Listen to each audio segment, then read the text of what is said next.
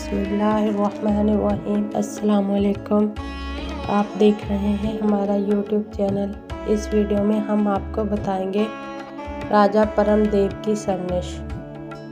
जब सुल्तान महमूद सोमनाथ की तबाही गारतगरी से बिल्कुल फारिग हो गया तो उसने नहरवाला के आलीशान राजा परमदेव को रासत पर लाने का इरादा किया। जिन दिनों सुल्तान महमूद सोमनाथ का मुहासरा किए हुए था, इन दिनों राजा परमदेव ने जुर्रत और हिम्मत से काम लेकर एक बड़ा लश्कर सोमनाथ की मदद के लिए रवाना किया था। इस लश्कर से जंग करने में तकरीबन 2-3 हज़ार मुसलमान शहीद हुए थे। महमूद के जहन में राजा परमदेव की इस जसारत की याद पूरी तरह महफूज थी, जिसका इंतकाम लेना बहुत ज़रूरी था। सोमनाथ की फतह के बाद राजा परमदेव अपने दारुल सल्तनत नहरवाला से फरार होकर कंध के किले में पनाह गज़ीन हो गया था। सोमनाथ से कंध का फासला 40 कोस का था। सुल्तान महमूद ने इस फासले की कोई परवाह न की और मंजिल ब मंजिल सफ़र करता हुआ कंध जा पहुंचा। जब मुसलमानों का लश्कर कंध के किले के करीब पहुंचा तो वहां एक बहुत बड़ी खंदक नजर आई, जो किले को चारों तरफ से मुहित किए हुए थी। खंदक पानी से थी और इसे अबूर करने का कोई रास्ता नहीं था। महमूद के लश्कर के गोताखोरों ने इस पानी की गहराई का अंदाज़ा करने के लिए हाथ पांव मारे, लेकिन कहीं से भी खंदक की था न मिली।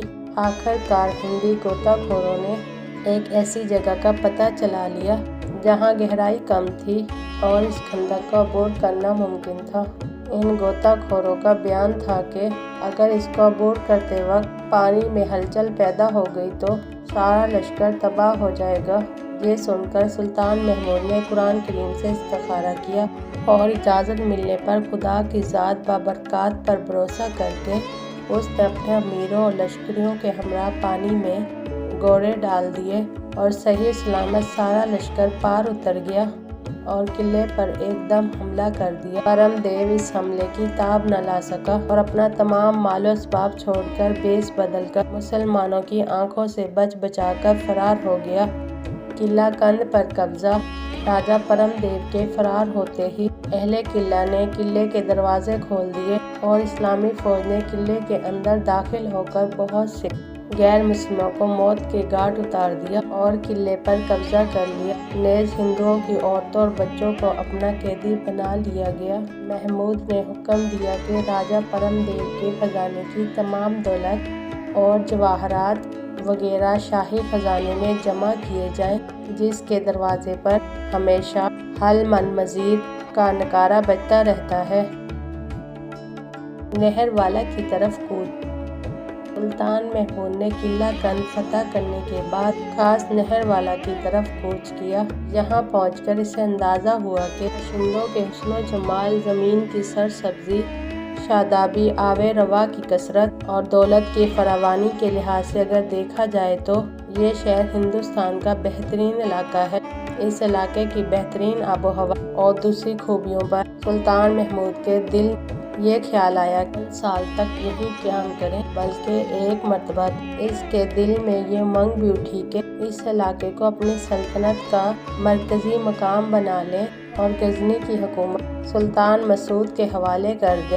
तारीख की बाज़ किताबों में ये भी लिखा है कि महमूद की इस ख्वाहिश की असल वजह ये थी कि इस ज़माने में नहरवाला खालिस सोने की चंद कानें भी थी और इन्हीं की लालच ने इसे नहरवाला का वाला वशीदा बना दिया था। मुमकिन है ये रवायत दुरुस्त हो, मगर इस वक्त नहरवाला में सोने की किसी कान का नामो निशान भी नहीं है। हो सकता है कि मुमताज़ ज़माने के हाथों ये कानें मादूम हो गई हों, जैसा कि सुल्तान महमूद ही के इब्तदाई ज़माने में सीस्तान में सोने एक कान थी, लेकिन इसके आखिरी ज़माने एक ज़ल्ज़ले आने से मादूम हो गई। सरांदीप और पीको वगैरह पर हमले का इरादा। इसके बाद महमूद ने चाहा कि सरांदीप, पीको और इसी किस्म की दूसरी बंदरगाहों को अपने कब्जे में लाएं, जहां सोने और याकूत की कानें। इस ख्वाहिश के मद्देनजर इसने लश्करियों को कश्तियों में बिठाकर इन जज़ायर तक पहुँचाने का हुक्म दिया, ताकि इन इलाकों की बेशकीमत और नफीस अशिया को हासिल किया जा सके। लेकिन महमूद की सल्तनत के अरकान ने इस मौके पर यह अर्ज किया कि आपने खुरासान को एक अरसे के खाशाक से पाक कर लिया है और इन गिरा कदर जवाहर पर बहुत सी अजीज और प्यारी जान कुर्बान की हैं। लिहाजा इन कुर्बानियों के पेश नज़र हर दिल अजीज शहर को छोड़कर गुजरात को दारुल सल्तनत बना नूर अंदेशी नहीं। सुल्तान महमूद अरकान सल्तनत ये मशवरा काबिल कबूल मालूम और इसने गजनी की कूच का इरादा किया। नहरवाला के हुक्मरान का इंतखाब दरबारियों ने आपस में मशवरा किया और महमूद से कहा, चूँकि दोबारा इस इलाके की तरफ हमारे आने का कोई इम्कान नहीं है, इसलिए बेहतर यही है कि यहीं के किसी शख्स को यहाँ का हाकिम मुकर्रर किया जाए। ये राय सुनकर सोमनाथ के शहरियों से भी इस सिलसिले में मशवरा किया। इस शहर के मुअज़्ज़िज़ीन ने महमूद से कहा, इस शहर के बाशिंदों में कोई गिरोह या ख़ानदान हस्बो नसब में दाशलीम ख़ानदान की बराबरी नहीं कर सकता। आज कल इस ख़ानदान का एक फ़र्द बरहमनों का बेस बदल कर इबादत और रियाजत में हमातन मशगूल है। अगर जहाँ पनाह ये मुल्क इसी के सपुर्द कर दे तो मुनासिब होगा। लेकिन अहले सोमनाथ के एक दूसरे तबके ने इस मशवरे की मुखालफत की और कहा, दाशलीम ख़ानदान का ये बड़ा तंग मिजाज और खुश्क तबीयत आदमी है। इसने चंद बार हुक्मरान बनने का ख्वाब देखा और हर बार अपने भाइयों के हाथों गिरफ्तार हुआ और अब जान बचाने के लिए मंदिर में पनाह गजीन होकर बैठ गया। इसकी इबादत और रियाजत सच्चे दिल से नहीं है, बल्कि ज़माने के हाथों मजबूर होकर इसने ये बेस अख्तियार किया है। हाँ, इसके रिश्तेदारों में एक ऐसा शख्स जरूर मौजूद है जो बड़ा अक्लमंद और समझदार है और हिंदुस्तान के तमाम बरहमन इसकी हर बात को अक्ल और फरासत का गिरा कदर जोहर समझकर फौरन कबूल कर लेते हैं और ये शख्स फला मुल्क का हाकिम भी है। अगर जहाँ पनाह इसके नाम इस मुल्क का फरमान सादिर फरमाएंगे तो खलूस से खिदमत अली जा में हाजिरी देगा। इसके अलावा कर्रा खराज हर साल बावजूद इस कदर फासले शाही खजाने में दाखिल करता रहेगा। सुल्तान महमूद ने इसके जवाब में कहा, अगर वो शख्स खुद मेरे पास आकर ये दरख्वास्त करता तो मुमकिन था कि मैं इसकी दरख्वास्त कबूल कर लेता, लेकिन इस कदर वसी मुल्क एक ऐसे शख्स के सपुर्द करना जिसे मैंने देखा भी नहीं और खुद भी एक मुल्क हुक्मरान है, किसी तरह भी मुनासिब नहीं है। दाशलीम मरताज का नहरवाला का हाकिम मुकर्रर होना। इन मशवरों के बाद आखिरकार सुल्तान महमूद ने दाशलीम मरताज को नहरवाला की हुक्मरानी के लिए मुंतखब कर लिया। उसे बुलाया और नहरवाला की हुकूमत उसके सपुर्द कर दी।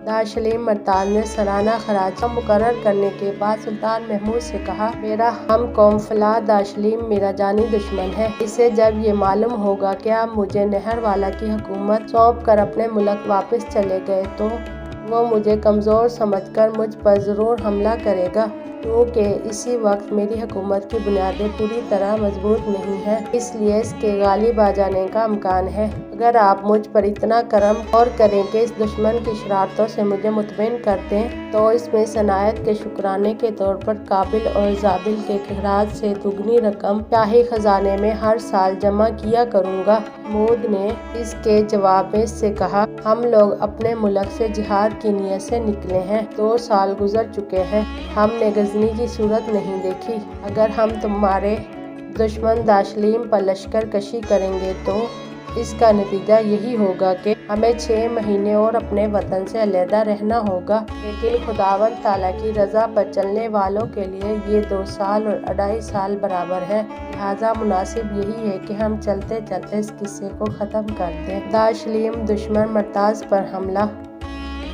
इसके बाद सुल्तान महमूद ने अपने लश्कर को दाशलीम दुश्मन मरताज के मुल्क की तरफ रवाना होने का हुक्म दिया। हुक्म की तामील की गई और महमूद ने वहां पहुंचकर थोड़ी सी मुद्दत में इस मुल्क को फतह कर लिया और राजा दाशलीम दुश्मन मरताज को गिरफ्तार करके ताज के हवाले कर दिया। दाशलीम मरताज ने सुल्तान महमूद से अर्ज की कि हमारे मजहब में किसी बादशाह को कत्ल करना जायज नहीं है। हमारे यहाँ ये दस्तूर राइज है कि जब एक राजा दूसरे राजा को शिकस्त देकर गिरफ्तार कर लेता है तो फातिह अपने तख्त के नीचे एक तंगो तारीख और अंधेरी कोठरी बनवाकर मफतूर राजा को इसमें कैद कर देता है। इस कोठरी की दीवार में एक सुराख कर दिया जाता है और कैदी को इस सुराख के जरिए खाना और पानी पहुंचाया जाता है। ये कैद उस वक्त तक रहती है जब तक फातिह और मफतूर दोनों में से किसी एक का इंतकाल न हो जाए, क्योंकि इस वक्त मेरे पास ना तो ऐसा कोई कैद खाना है और ना ही मुझ में अभी इतनी कुव्वत है कि दुश्मन को इस तरह कैद में रखकर उसकी हिफाजत करूं। नेज़ आपके चले जाने के बाद मुझे ये भी खदशा है कि कहीं इसके राजा के हमदर्द वो बगावत बुलंद करके इसे मेरे कब्जे से छुड़ा न लें। इसलिए मैं आपसे दरख्वास्त करता हूँ कि आप इस कैदी को मेरे पास छोड़ने की बजाय अपने साथ गजनी ले जाएं और जब मेरी हुकूमत की बुनियादें मजबूत हो जाएंगी तो